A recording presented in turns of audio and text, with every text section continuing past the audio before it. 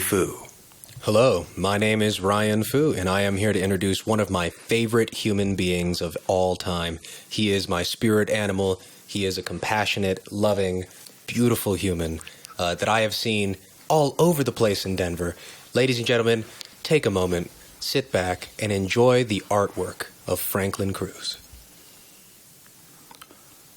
So I'm always trying to remember where I come from and who I am, because I'm a pretty eccentric person. But before this, I'm just trying to be my most professional self and utilize this wealth of knowledge I've collected. But before this, I'm just a busybody, always playing rhythms with my feet so that everywhere I go is a dance, always singing a song so that my journey is a jam sesh. I am a soulful big bone swing band. But before this, I'm just an hermano, preoccupied with my baby sister's laughter, making sure she's always cackling Mexicana milagrosa, happy baby brown girl, bubbly. But before this, I am a queer, built of the seer bones and epitomes of Spartans, who started wars only after they made love to each other, because to them, a wife's kindness wasn't exactly battle ready, but a comrade's devotion sure as hell was legendary. But before this, I'm just the kitchen table inside of everyone's hearts. How we nourish each other with the food from the oven, shoving all the Sunday fun day into our belly. I love peanut butter and jelly, because it's one of the closest memories I have of me and my nephew and that sticky mash of summer cartoons. But before this, I am Latino. Explico that I'm a chico niño, still too young to understand why I can't be loud in Spanish, why I'm best tolerated in English, why people like Trump try to tell me that I'm a criminal, with all the will to demoralize the fabric of American values. Setback told we plagiarized our identity, but he has never read my ancestors' codices. This is how poison seeds get planted in both kids and me and my parents and the elders. We a whole forest of robbed trees, hacked and uprooted. But before this, I am saluted for a flexible tongue, shunned though when I talk bilingual, as if a single one language can explain why we still use race as a target. But let's go ahead and get far from this, to a time when we didn't have laws to obey that were meant to keep us enslaved, sovereign of the laws of white men who never intend to get off the podium, as pandemonium makes us forget how far we've come. Because before this, I was the Raramuri races in my great-grandmother's maternal mountains. I was the Spanish paternal blood my great-grandfather released like the running of the bulls. But even before this, I was Cro-Magnon, standing up against a whole mammoth with nothing but my spear, my kin, believing we would win. But even before this, I was Australopithecus. See how many of you can actually make sense of this. As a species, we stood up, lost our footing, always putting our feet in our mouths. Didn't we notice the sounds that we make? How racial slurs actually sound like a rattlesnake on the ground? Did you just ignore the caution to think before talking, to look before walking? Have we forgotten the caves we crawled in? Because before this, we were human prey. So instead, we prayed. We who know how to make good with our magic. Tragic how we forgot the gods within, how to turn pain and lust into faith and trust. We who burned all the Palo Santo wood. Because before this, we just withstood whatever this world would try to hurl at our face with this pace, like it's trying to kill me and all of my siblings. But even before this, I know I was just God's tier, sent down right here. This is the language of turmoil. We who turn the soil in our poems to plant the seeds to make the oxygen we breathe. So before this, I am a wind mystic. Before this, I'm not gonna give myself over to stories that ignore me. I have always been this big. I've always navigated myself typhoon. I have not and will not forget that I've always been a monolith. So before this, I just had to tell you that I know the risk and the stakes of losing this. So I cradle this, because before this, I'm just trying to understand where I come from and who I am for myself. Woo! Talent. Franklin Cruz, you are quite a man. Yes, you're going to do one more. Thank you so much. Yeah, this one I'm doing simply because of the current climate situation we have, just to have people understand that, like, there's something bigger at stake other than just, like, the longevity of the human lifespan. There's a connection that we have to ourselves that we will lose if you lose nature. So I wrote this when I was way younger, but it's applicable now. I am kind-hearted, and so spitting fire, it hasn't really quite suited me. I'd rather spit something more fluid, more like water. You see, I was burned by the criticisms that my family inherited by default. I started writing to heal these wounds, and I found a power beneath their surface.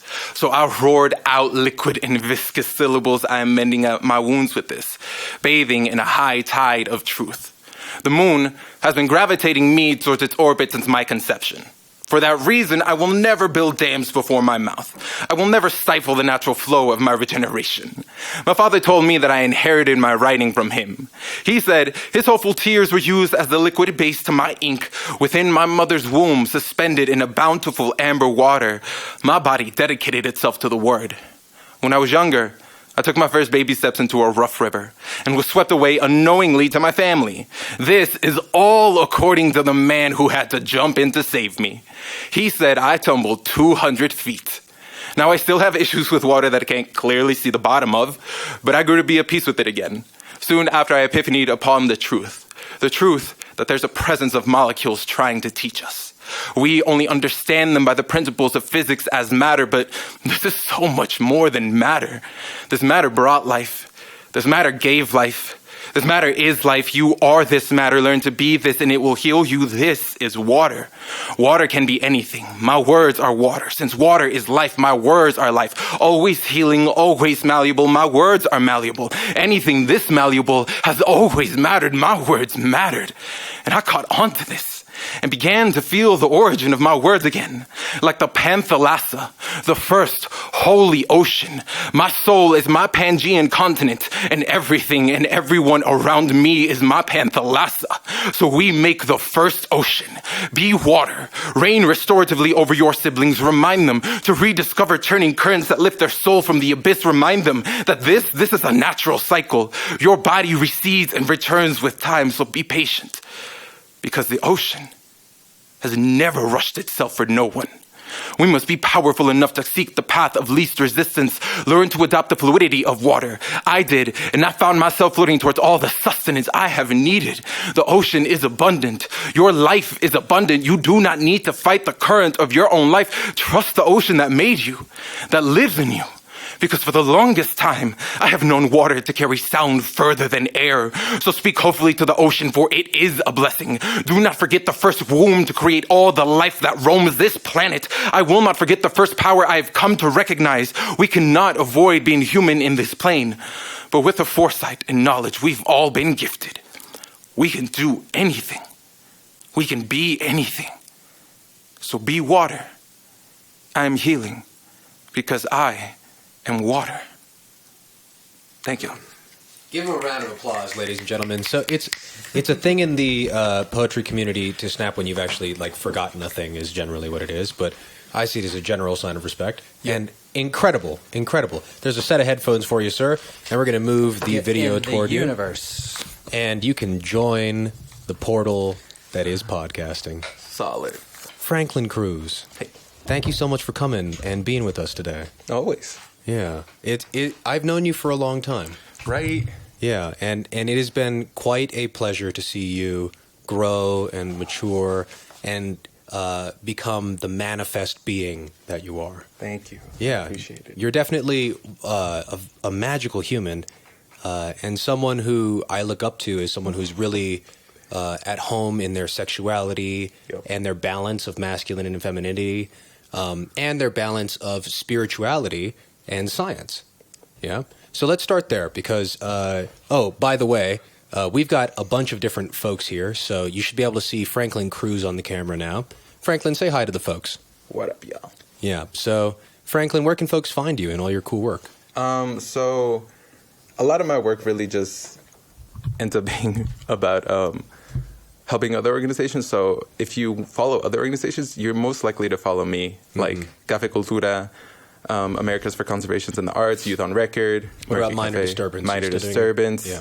All of those names, because I do a really bad job of, platforming myself. Promoting. Yeah, I do okay. everybody else. I'm like, That's all right. Café Cultura, where can you find that? So Café Cultura, if you go to cafecultura.org or just on Facebook, you'll find us there. Okay. But then also they're located on 9th and Galepego. So every second Friday, just go over there, 7:30 at the La Academia, Inner City Parish. Boom. Beautiful, beautiful space, beautiful gathering of folks. Yeah, and beautiful art all the time. Totally. Like poets, dancers, singers, artists, live artists. Can you?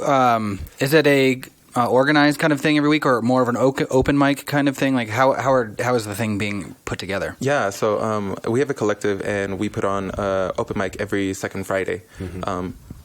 Ooh, bourbon. But Nothing wrong with that. Right. Let it out. But so you just come, doors open at 7. You can help set up and everything. They're all about community. Like they encourage everyone to come help set up because it's part of building the space as community.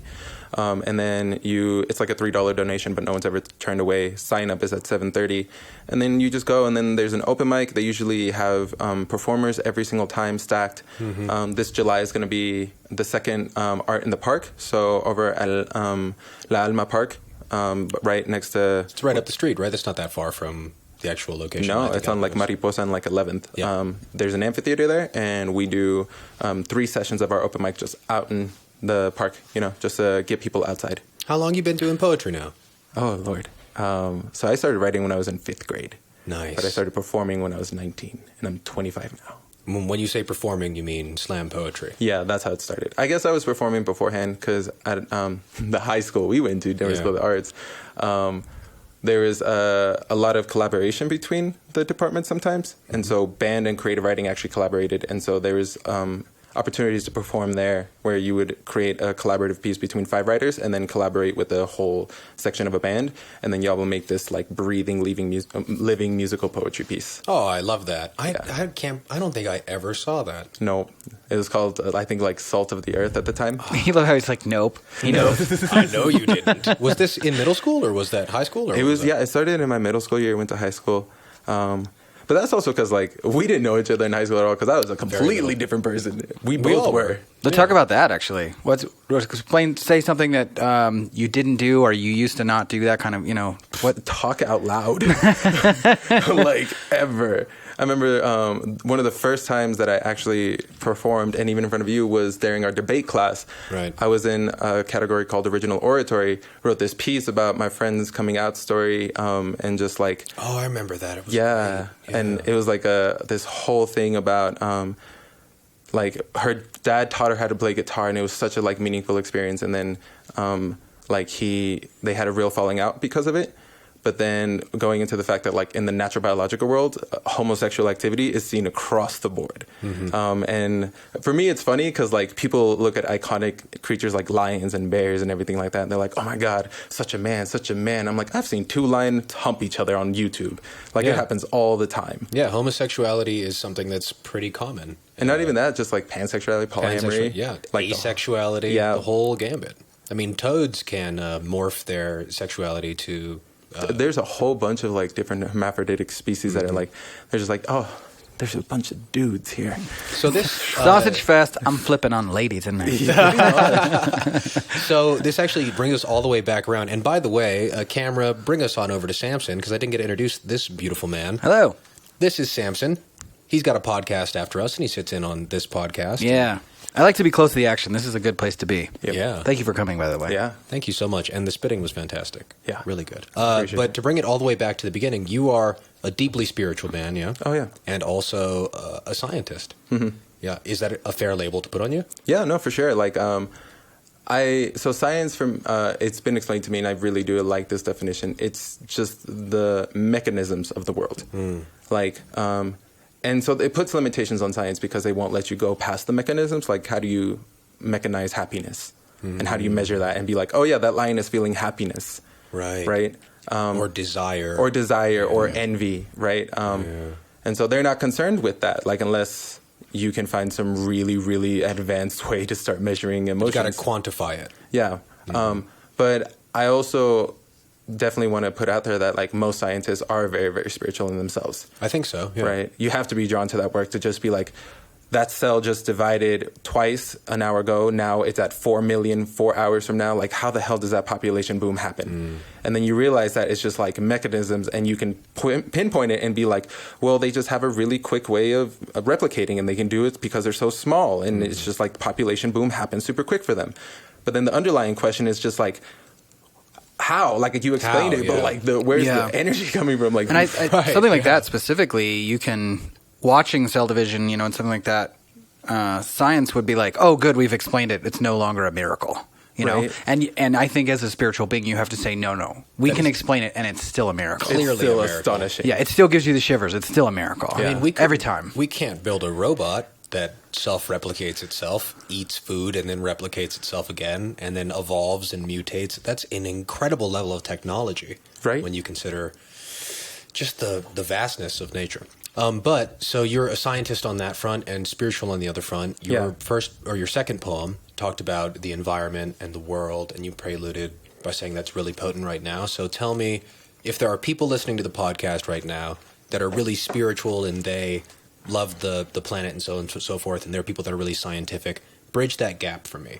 Where's that place in between? So I think the bridge that I found is just that point that you were mentioning, where you can explain things and they're still miraculous, right?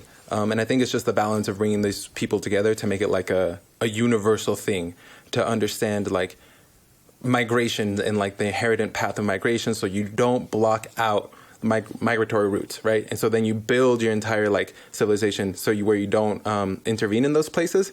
And I think that's the level we can get to if like people can understand that once you understand the mechanism of it, you can just appreciate it at a much more profound level. Like Rather I think than writing it off. Yeah. Yeah. But then if you're only concerned about the mechanism, then you're not going to understand the innate humanity you have to connect with something that is, for lack of another word, another species. Right? Like, I can look at two dragonflies just swarm, like fly around a pond, and for an hour just be like, my God, that's the most beautiful thing ever. And just learn about balance, learn about freedom, learn about like all these different things that if you don't, that's the inherent connection you miss with nature, is the fact that like we are metaphorical beings at any point. Like you use analogies for everything. Strongly agree. Right? You just have to, because language is so limited. Like we don't have definitions for everything, so you use metaphor because it's the easiest way to do it. I would say that, yeah, metaphor is language is metaphor. Yeah. The word cup isn't a cup.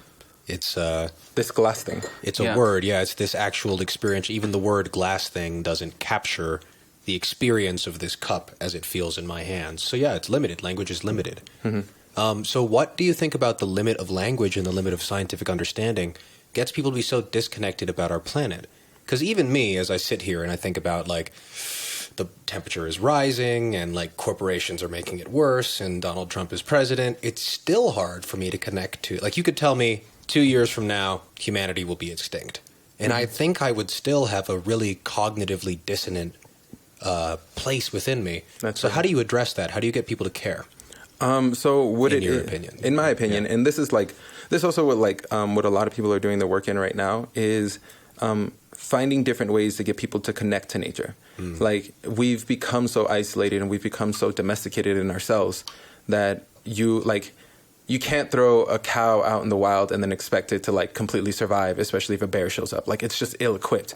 Its hooves have designed to like spread out more because it doesn't need to run anymore. Its body weight is too big because it's just a meat cow, so it's just weighed down. It's got all this useless like material that is good for us as the domesticated meat product, but in terms for the cow, it's just kind of like, okay, great. Like it might have a chance of survival, but compared to a buffalo, not even close. Domesticated meat product.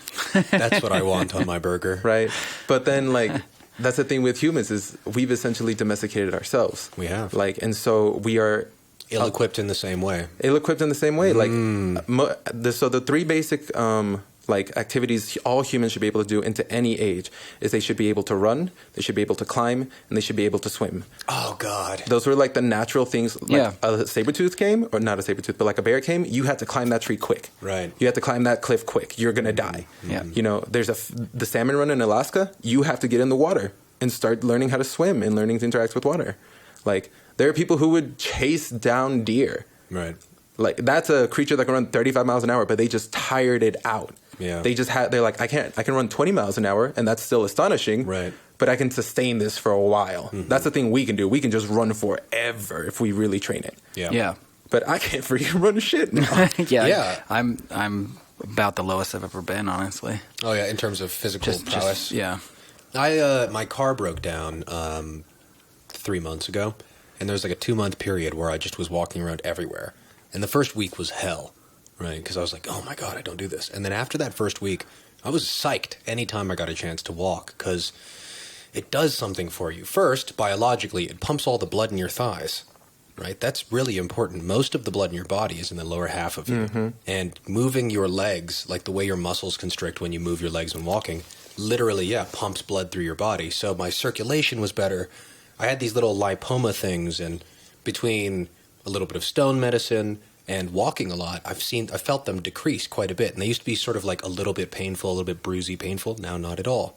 I think it's all circulation stuff. So anyway, I was just thinking like, oh my God, human beings used to walk probably like 70% of their whole life, right? And now how often do we walk? Yeah. I mean, I'm fortunate maybe to less than have, 1%. I have a job that I You live at the walk a top lot. of a big set of stairs, and I work at the top of a big set of stairs, you know. So it's just good for you. I move constantly. I got to Yeah. miles and miles a day, I'm sure. Well, because that's the other one. It's just like, if we compare the basic ability of what humans should be able to do compared to like the beauty standard, like that whole, everyone's always concerned that being like, I need to go to the gym, I need to go to the gym. It's like, no, you don't. Just go walk around. Like, you don't need to have a six-pack abs to be healthy. But That's not what healthy looks like. No, but can you run a mile? Like, that's healthy. Well, I'll tell you, I love me Dwayne "The Rock" Johnson. He's a cool guy. But, you know, he's so big that on movie sets they have to golf cart him around everywhere because he's too much muscle. And in real life, that's not effective. Like, you're not going to win against a bear as a giant dude. Yeah. Well, that's weightlifting is really like an image thing. Like you have the image of lifting lots of weight, but the usefulness of that specific skill is really low. And so that's one of the things I like about CrossFit is they've taken a lot of like the really like large weights out of it. They still do a lot of like maxing out, but at the core of CrossFit is the useful. Let's lift. I want to lift my own body. Yeah. You know, I want to be able to calisthenics. jump 3 feet high. Yeah. Because that's the thing. Is people look at all these videos of like the acrobats and like the free runners and everything. And I'm like, have you never seen a baboon? Like, that's exactly what they're doing. We are primates too, meaning all of us are able to do this. Yeah. Like, the only thing is these fools are crazy enough to go like jump over things because there's no Buildings and urgency anymore to do it. Yeah, There's you're not running from anything. But I would say that whole fight or flight mechanism has just been transmuted. It has. So now, rather than worrying about the assassination of your physical character, people are constantly afraid of the assassination of their social image. True. To me, this is the main fear that I see. If someone, let's say you're a professor at a college, and you bring up a really touchy subject in your classroom, the one thing that's going to really scare you is your tenure getting threatened, which can only happen based on like the image of who you are as a professor, if you're ethical and professional and all those things. So, and it's interesting how our culture has been prepped to be like, that kind of assassination is fine. You're still free, Right. Because no one's coming after you with a gun, right, or a because your knife, body you know? is going to be safe. Yeah. But they are directly interrelated. Yeah. If you lose your job at that college, you can't buy food. Well, it's your survivability. Like, because I definitely agree, like, that it's been transmuted. Because I can argue that when I perform poetry, it's a flight or flight mechanism. Like, the adrenaline just kicks in. That's what a performance is. It's just like, I'm either going to do good or I'm going to mess up. Or I'm running. Yeah. So it's either I'm going to fight or I'm going to flight or I'm going to freeze. That's totally what people feel when they're nervous. I think when like they're about to get on stage or come to a podcast or something like that, they have this nervous energy. And my first response to actors or musicians who tell me they're very nervous is good. Good, I'm glad. That means that flight or fight part of you has been engaged and it's ready to take action. It can run if it wants. You know, that's not up to me.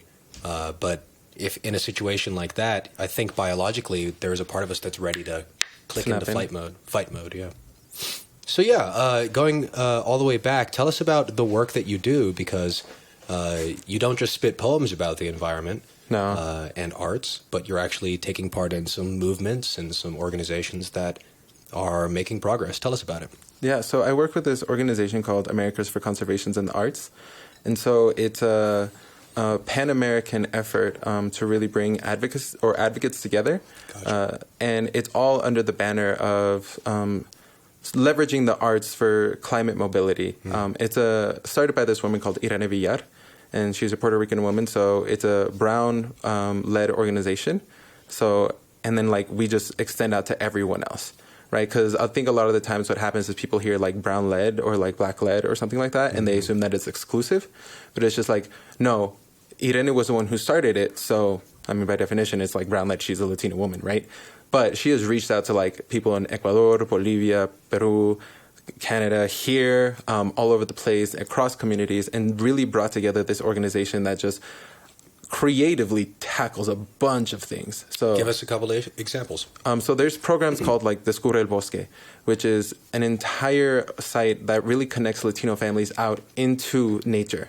Right, the entire site is offered in Spanish. It was originally by the U.S. Forest Service, and then Irene took it on, and then it has just exponentially been successful since then. Awesome. And so there's also that. There's the America's Latino Eco Festival, which is like the big coup de grace every year, and this year is happening September 15th to the 17th. Where do they hold it? Where do they hold it? This year it's going to be at the Denver Museum of Nature and Science. Oh, that's awesome. Yeah, so it culminates with their free family day, so everyone's just coming for free.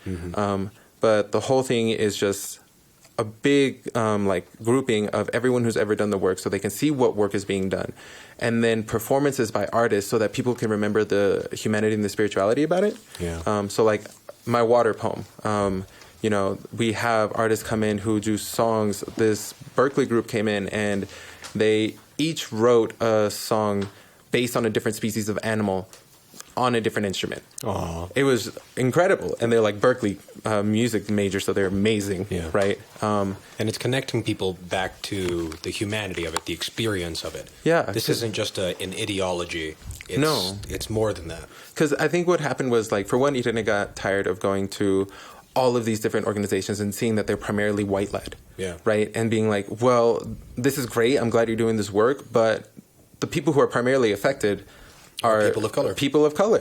Like, you are here in America talking about this when people in Bolivia and Peru and all that are actually losing their homes, are actually getting mercury poisoning from the gold mining processes that are like releasing all of this into the rivers. So, like, who's really being affected here? Yeah, releasing is a word. I'd got to use the word. Contaminating. Dumping. Dumping. The word I would Right. use. I mean, it's purposeful. It's not like, oops, some stuff got into the river. They've got nowhere else to put it, and so they fill it full of landfills. And if you put something in the ground, everything moves and shifts, and so it finds its way into the water. Like, what she does is she brings in the culture side about it. Doesn't matter what culture you have. If you have culture, come with, right? And so then with that, she imbues all of this art. And what's happening is, like, the art is really impacting people on a much more humanistic level, to where they are more receptive to the messages, simply because there's art there. Like, that's the only thing that's different about this is, like, performances in between panelists, you know, like art galleries all around. Well, it's not only, and it's not like the art yeah, is some aesthetic component, right? It's not like you show up, you're like, oh, the walls are blue instead of Right. white. That's not it. The art is like your poetry. It's connecting. It's the connecting interstitial tissue that Yeah.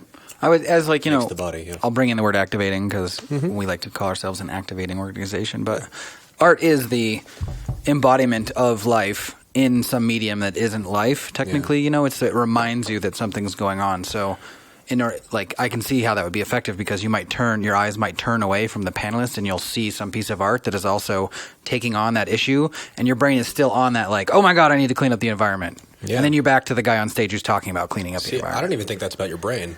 I think that's about.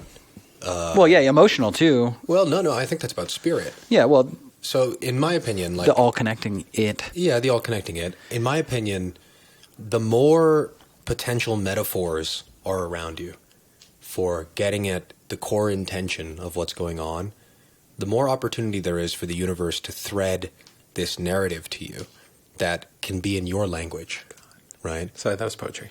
That was straight poetry. Thanks. So, like, if you're sitting there and you're thinking, like, yeah, the planet's is getting hotter, and I guess we could eat less beef, so on and so forth, and you turn right, and you see this image of this lady who looks like your grandmother eating a hamburger, and it's like art that says something about the overconsumption of that. And then he thinks, like, oh my God, my grandmother was just like that. It all clicks in like this perfect way. I don't think anyone needs to plan that. You just need to create The space. the space. You just need to hold the space. And then when people come in, if they're ready, the world will guide them into a language of understanding that's best for them. You know, that's what blows my mind about all these spaces. So that's awesome. It's great that you guys are curating those spaces. What's the next one? So that one's in September. Yeah. Is that the next big thing for you guys? Beautiful. So, I mean, the other one too. So we recently just had nominations for this project called UCAN, which is the United Cultures for Arts and Nature. And so we were hosting nominations from people all over the country to send in 13 to 17-year-olds who are either leaders in their community, naturalists by nature, or artists, right? And so then culminating into a summit retreat up into the mountains at the Rocky Ridge Music Center over by Longs Peak by Estes. And then what we're going to do is just offer programming that is meant to activate them as leaders and meant to really inspire them to be collaborators in their community. So that's why we wanted everyone from across the board. It's like, do you host forums in your community? Perfect. Come here. Yes, you're going to go through a writing workshop and a hiking workshop, but the artists who are here, they're going to have to go through a forum workshop and a leadership workshop. So everyone's really getting exposed to what everyone has to bring. And then by the end, we're teaching them how to collaborate with each other to create this presentation for what's called the UCAN Fair. And so then we bring families up from Metro Denver and all of that to the park, and just to get families out into the park. And then those kids are just going to have a fair there where they get to present all of these collaborative ideas that they've come up that they plan to take back home. That's super empowering. I mean, those kids are going to grow up and do things. Yeah, and I mean, that's the hope. The hope is to just be like, you know, what do you have to offer, right? Think about what your strengths are, bring that out, and then find the people who have strengths in the areas that you need assistance in.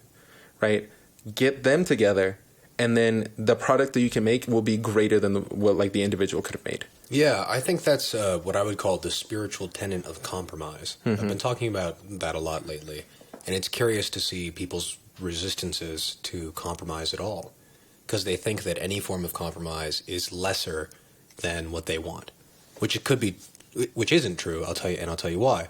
It isn't what you want. Compromising is admitting that what you want may not manifest into its greatest form, but that if you compromise, this is just a word, with another artist or a collaborator of any kind, and find somewhere in the middle that you may both shed the worst aspects or the least powerful aspects of your own visions, and you gain each other's, and there's this mutual ascendance.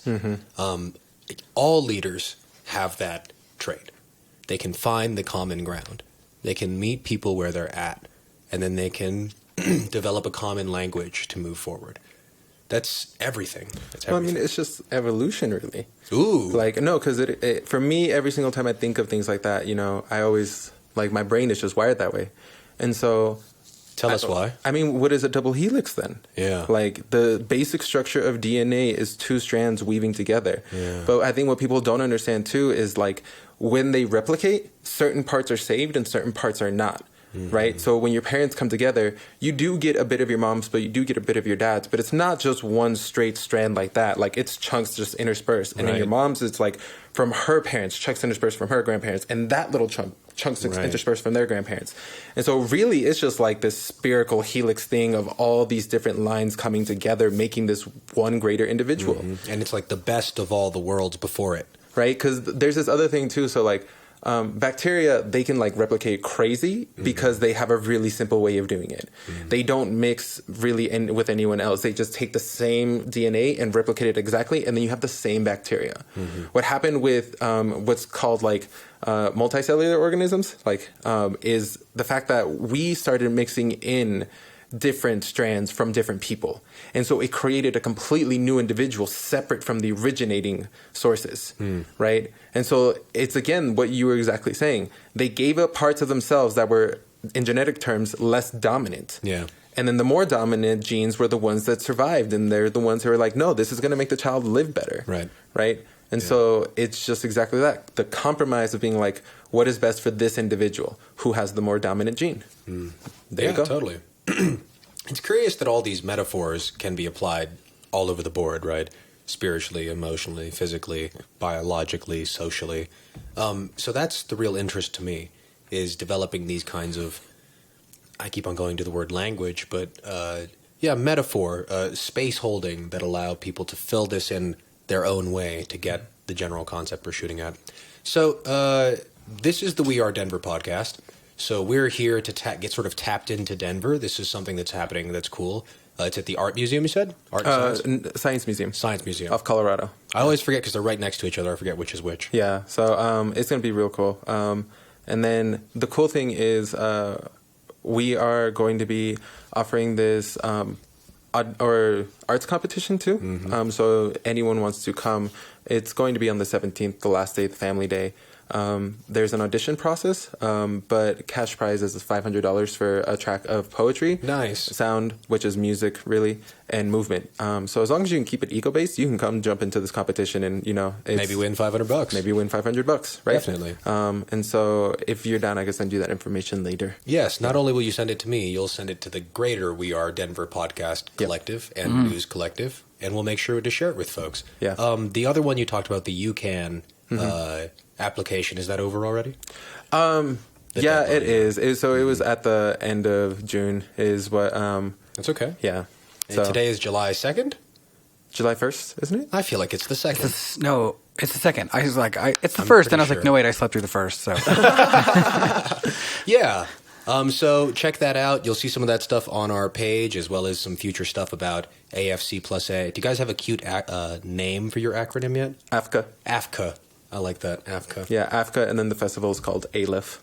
ALIF, awesome. Yeah, America Latino Eco Festival. So, well, make sure you check it out. If you're listening to this podcast, if you're checking it out online, go and look up Americas for Conservation plus the Art.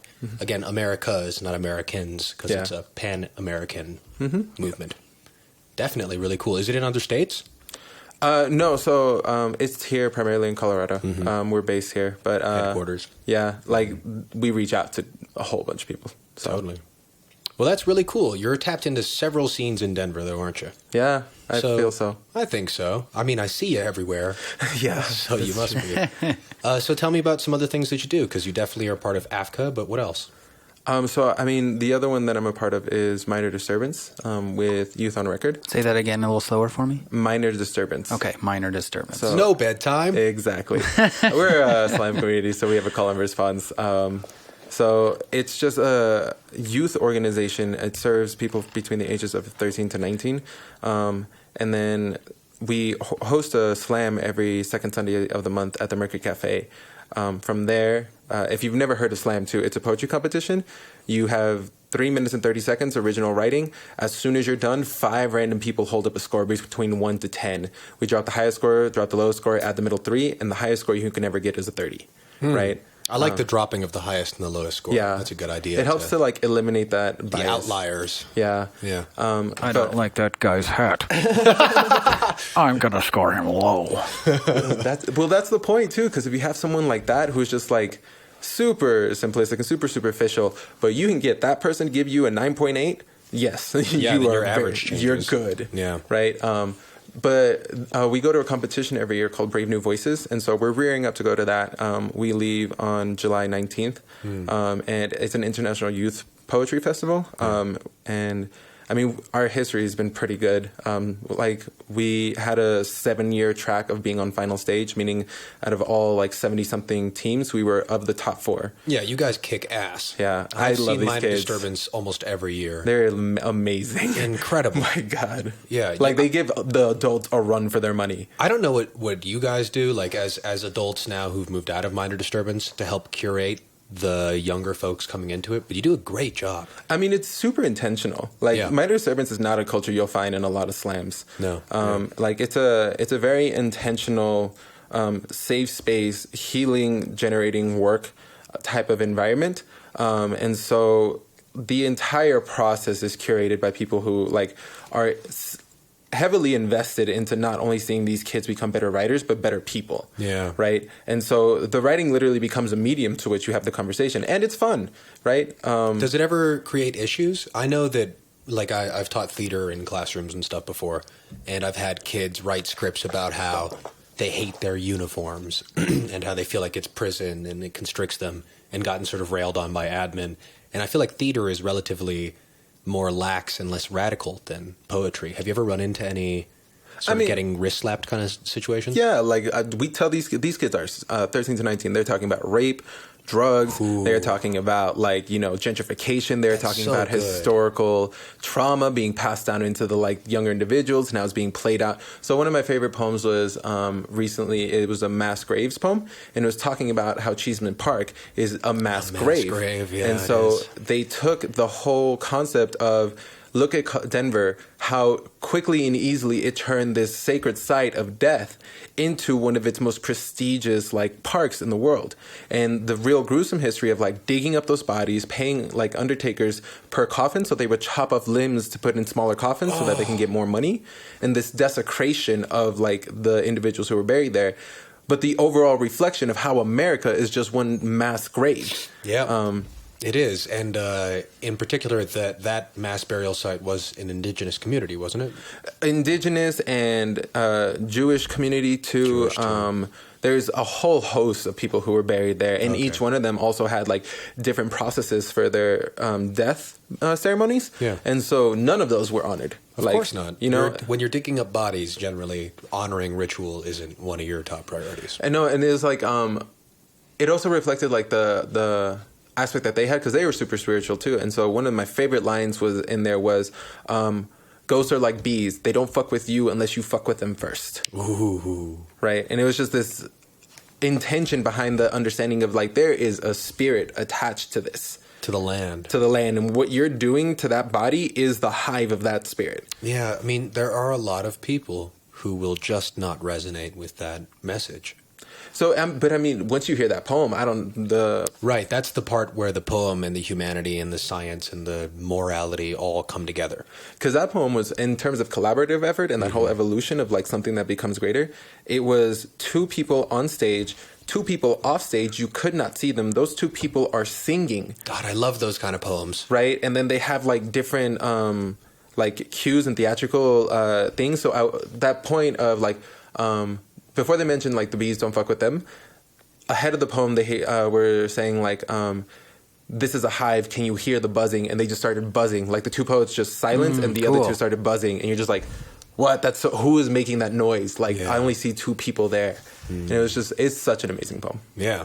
Well, Minor Disturbance just does incredible work. Actually, if you want a chance to see Minor Disturbance, you can come on down to Meet in the Street. I believe it is July 15th that they are doing their thing. Yeah. So they're going to be doing some stuff on the WeAreDenver stage.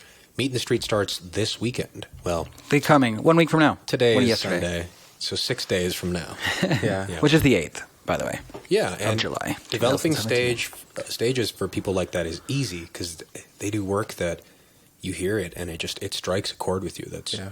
It's pretty undeniable. And I mean, so a couple of other ones, because I always plug these kids. No, plug us all. Is September 15th at Youth on Record. 3 o'clock, we're having a scrimmage with the Colorado Springs youth team. A slam scrimmage? A slam scrimmage. That is the cutest thing I've ever heard in my life. Because it's just like, we go to a competition and they're going too. So it's an opportunity to test our pieces and be like, okay, does that line resonate like we think it's going to resonate? And you can't ever tell until you have a crowd. And then you add the competitive aspect, and then it really just gives you an authentic feel of what the competition is going to be like. Do you do a lot of stuff with Youth on Record? Youth on Record? Yeah, so I mean, we operate out of the space all the time. So like we have practices there. There are open labs. We're starting to do workshops there. Good. Performing with them. So they have a whole bunch of programming too. And they're like, hey, can you send us 2 poets? And we're like, there you go. Awesome. Yeah. And that is sort of their mission, right? To get young people, like people in Minor Disturbance, to record their story, their history, their narrative. Or just giving them a platform. Yeah, totally. I think that's really innovative work. And I think it's one of the things that makes Denver really special, is we've got a giant community of young artists that are being heard. Potent, too. Potent, just kick-ass artists. Because even in the dance scene. Every scene. I started like connecting with the dance scene more, just with making friends and everything. Yeah. And there's just like 16-year-olds who are doing like 4 backflips, 2 windmills into a hand. Like, contemporary dancers who are like, they jump, turn, split midair, and land on a toe. And I'm just like, you are 4, not actually 4. But, you look 4. They're like 17 or something like that. Yeah, I've seen all kinds of really insane artists. Andy Tadaro, 3 or 4 podcasts ago, was talking about some of the work that young artists did. Just sort of visual artists challenging the paradigm of like what art is and how art can be done, and some of the weird human things they're doing. It's incredible and impressive. Also, Hollywood and New York, Broadway, and in Chicago as well, all come here to find their young talent. So it is. Yeah, I actually had revolving around little piece I did, technical stuff for at Exto, the Romeo and Juliet, and shout out to Fury. Luciferi. Yeah, Luciferi. That's a badass human. Yeah, totally. But in a conversation revolving around that, because I'd said, I was really impressed with Romeo and Juliet, and they were very young, like coming out of high school, but I didn't know that at the time, but I was chatting with some of the people involved with it, and the comment was made, oh yeah, well, the key is to catch the senior on the summer before they head out, because there's a lot of recruitment in Denver, so you want those people who are graduating from high school to get like one last piece in that summer before they fly out, and they're out in Chicago or They're New almost York, all so. stolen away. Yeah, you apparently can't find anyone who's of any talent in Denver after they've left high school. Well, it depends. I would say, I think we're of a similar ilk, right? That, most of our friends, right? Stayed. I would say stayed.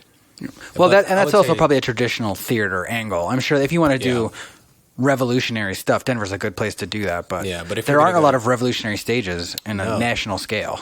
No, there's not. I would say even on a local stage. Which makes there's sense not a politically, lot. I suppose. Yeah. Mm-hmm. Well, theater, in particular, theater is a really interesting one because there are movies. So, and movies and media have this really magical way of influencing people's mythologies, specifically around race and class, right? Like, it's sort of a trot-out metaphor at this point, but how many Africans do you see on different TV shows who are manning a turret, shooting at people and being savage and all that? Yeah. They control all of it. As an Asian male, an Asian American male, I can tell you there's almost no work out there for me. We're looking at like best friend number 3, extra number 25. Otherwise, I couldn't even name a lead role that I'd probably land unless it was exclusively like an Asian theater company. Yeah. Yeah. Because even like we see now in the media, and at some point I wonder if it's just like my conspiracy theorist inside of me is like they're doing this on purpose. Oh, this is where let's dig. We there. agree on Right. that. Go ahead. Well, sure. Why do you think that? Well, because it's just like you have a host of talent. It's not like there aren't Asian talented actors out there who can make you cry And make tons of money off and of make them, tons right? of money, Yeah. right? And that they're marketable and that they're present and there and just like so willing. But they continuously whitewash all of these different Everything. characters. It's just like adaptations that suddenly become, a traditionally Asian character is played by a white woman. Yeah. What was the last one? Ghost Doctor in- Strange? Doctor Strange. Ghost Ghost in the Shell. Yeah, Oh, but lots of okay. them. Number one, Ghost in the Shell. Robots don't have. I'll argue on that one. Whatever. Just because robots don't. You can. That's name- the idea of that whole thing is it's the future. You can choose whatever you want. So she could have chosen a German Yeah. body to live in, I and get there's no that. way to know that. And I But love the you're whole not. mythology. You're not wrong at all. But I will say also her name is Major Kusanagi, right? Yeah, but she was born an Asian woman into a robotic body. Yeah. So there's just no way to pick like. But Well, I one think like it's- simple example is they went from being Major Kusanagi or whatever her name is, which they in the anime they call her by that every time, right? Well, they call her being- Major. I couldn't. Yeah, but- I've seen it like 100 times. I couldn't even. I wouldn't have remembered it's I think Kusanagi. I did, But I get you. I agree but with you. they went right to just the major part, and also that it's anime. Like It's traditionally Japanese. That is a traditionally Japanese, and more than anything, it was Yeah, an opportunity. It was an opportunity they could have used to gain capital to change the landscape of Hollywood, but they're not.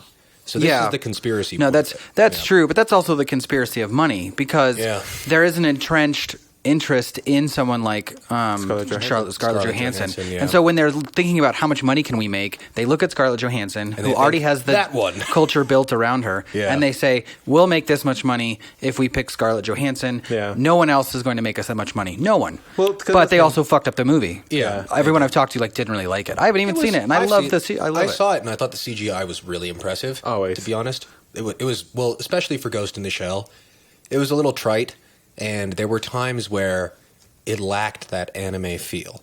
Yeah. And that was where it was clear to me, like, okay, this is appropriation has some grapple here, some grab.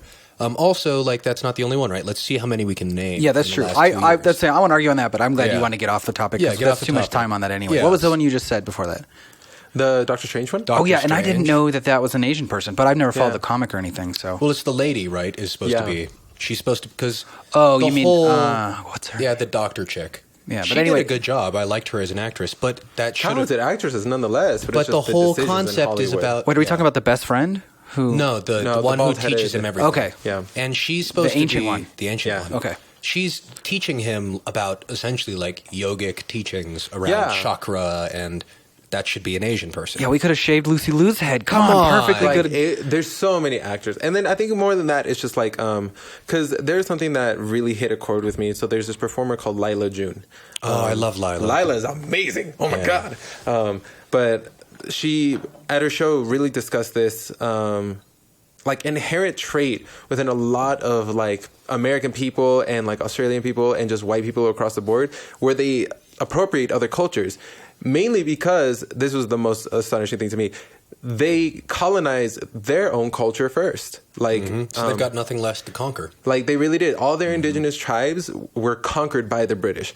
All of, like, the indigenous Germanic, Welsh, Celtic, Germanic. all the pagan practices were completely destroyed. All their witches were burned first. That was before conquest. That's so, like, literally before they even left their country. They killed their healers. They killed their own culture, and they colonized themselves first.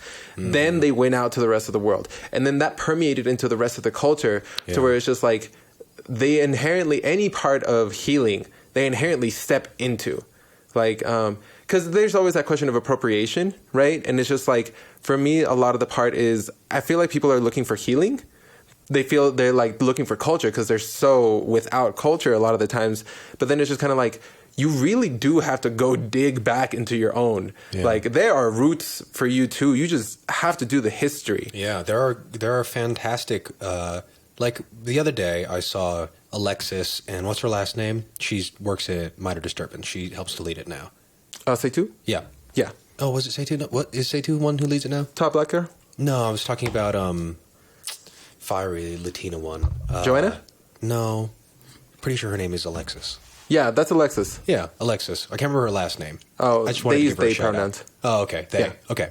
Well, they were awesome, and I've like nearly forgotten what I was going to say now. Oh, it's gone. Okay. Oh well, I was trying to remember who it was, and now it's gone. The point I was going to make. But either way, like there's, I've seen tons of slam poetry about. This is what it was about ritual and how in particular, they in particular. Sorry, I'm bad with pronouns. You're good.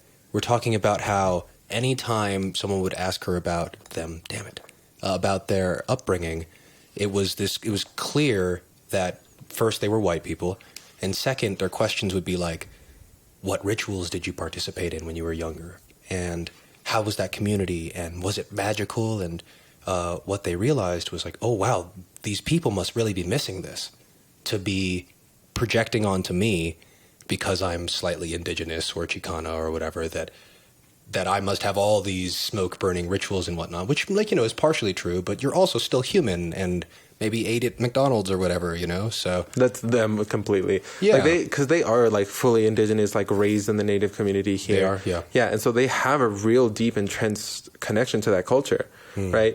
But it was like this instance the other day. It's just people's perspectives of like people of color a lot of the times. Yeah. We were at this performance at the Cherry Creek Art Festival, and like we had a Q&A, and people were obviously shy, so no one was asking questions. We had asked this woman to ask just one question, just ask any question. These kids had just performed for 45 minutes. All of their material. They are 16. We told them all of our work. Her only question was to our two black girls, asking if they were related. And it was just kind of like, what, like... How do you unweave that? Like, for us, it was like, did you just only ask them that because they're black? Because they don't look anything alike. Yeah. It's just kind of like, they just talked about rape. They just talked about not wanting to have kids. They just talked about black mental health representation. They just talked about... And your only question... Are these two related? Are they two related? I think part of it is that there is this... I was talking about this earlier today. There is this culture of professionalism in America, which is deeply tied to the culture of whiteness. It is. Right? It's not a coincidence that, like, talking like a professional is also talking like a white person. Right. Mm-hmm. That's not just coincidence side by side that happened. It's because there is a sort of timidness and a social construct around who you're supposed to be as a white person or as a professional. So I would guess that most of those people had really genuine questions, but were afraid to be unprofessional, to break out of that social... I just imagine that woman, like, sitting there and being like, wow, we've really rocked the boat for a really long time. I'm just going to take it down to something, to a very normal question. And the only thing she could get out was, are you two sisters? And, like, who knows, like 10 years from now, she's going to be like, fuck. Maybe right after that, she was like, damn it. Oh, no, immediately, because our kids are super reactive. So their faces were just like... Yeah, good. They should be. Yeah. Where'd you say this was? Cherry Creek? Yeah. I mean, well, clearly, yeah. like, Belly of the beast. That's really, it. It is funny to, like, I can only imagine people like that being like, oh, we're going to rock the boat. And they have that experience and they're like, wow, back to the drawing board. Yeah. Right? That's like, we got no effect. That's amazing. Yeah. Like, it's got. What does it feel like for you as a slam poet? Because you must have encountered the similar kind of social veil. Yeah. Do you just spit your stuff and let people take it as they take it? Or? Yeah, you have to. Like, one of our coaches, SA2, was really great at this, because I was definitely, on a professional note, again, that like respectability politics, right? And just trying to, I was honestly leaning towards being a little bit like, I was saying just no cussing. Say whatever the hell you want, but just no cussing. SA2 was like, no, let them say whatever the fuck they want. Yeah. Like, this is literally the audience we want to write about. Yeah. Like, this is literally the audience that we want to hear our words. Like, was that specifically the Cherry Creek thing that you said maybe no cussing? Or yeah, overall? Just the Cherry Creek thing, no cussing. Like, let's think about our audience this time. Yeah, and she was just like, I am thinking about our audience. And we should not censor ourselves for At exactly all. that reason. Yeah, because, so it was great. And you could clearly see people getting uncomfortable and leaving. Good. Like, Yeah, I heard, I can't remember what set it is, but some stand-up comedian, oh no, it was a theater show. Oh God, it was a really cool show that's going on in New York right now. Washington, right? No. Washington somewhere. It was like the name of a politician, which is also the name of a million streets. And Right. Hamilton? Hamilton. No, not Hamilton. No. Yeah, I was No, like... it's this other really, I can't remember the name of it. It's in New York right now, and it's apparently so gruesome. And they stabbed Trump 48 times or something. No. Is that It's one? not about Trump. It's not political. It's about, it's like a made up story, but it's obviously like metaphoring things that happen in real life. I definitely have heard of it, but I was mixing two stories then. I can't remember what it is right now, but it's so raw, and some like the torture scenes are so raw that people were leaving, and the directors were psyched. Like the PR where people were coming and saying, "Oh, your show is too much. People are leaving." And they said, "Oh, good. They've got a lot to think about. It must have really affected them, and they must really be thinking about how this is something that happens.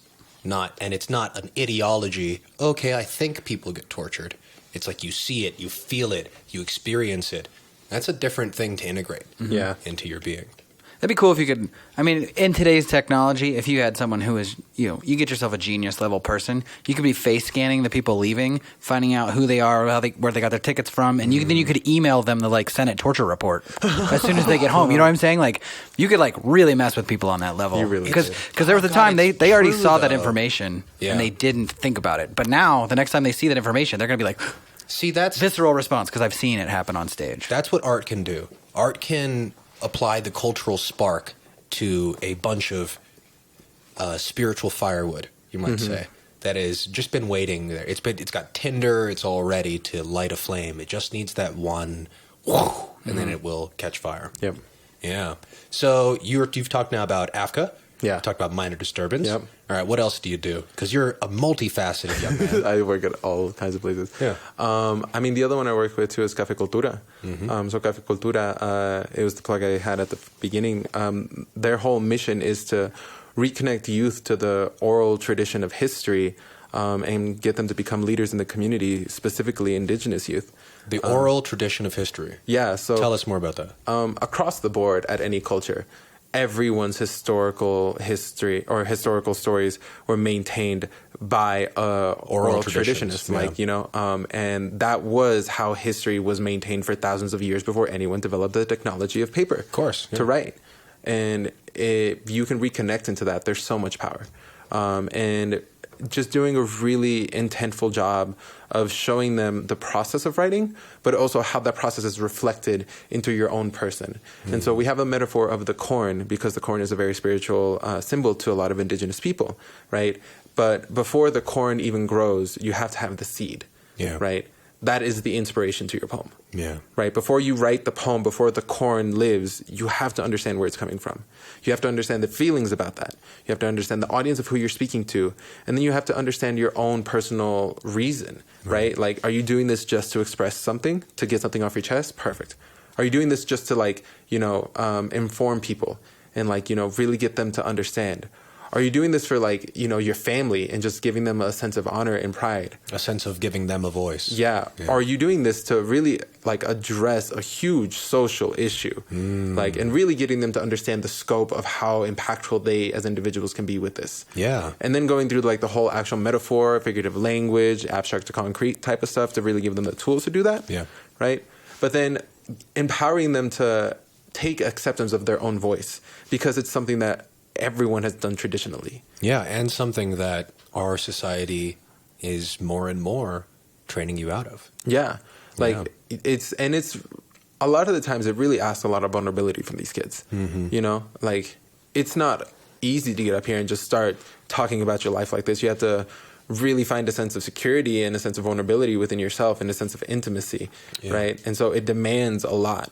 But the transformation I've seen is, like, these kids will go from, like, being in a workshop to, like, actually become part of the collective of Café Cultura and getting, like, paid for their poetry at performances. That's the gorgeous part of what's happening in Denver is young people can really support themselves. You can...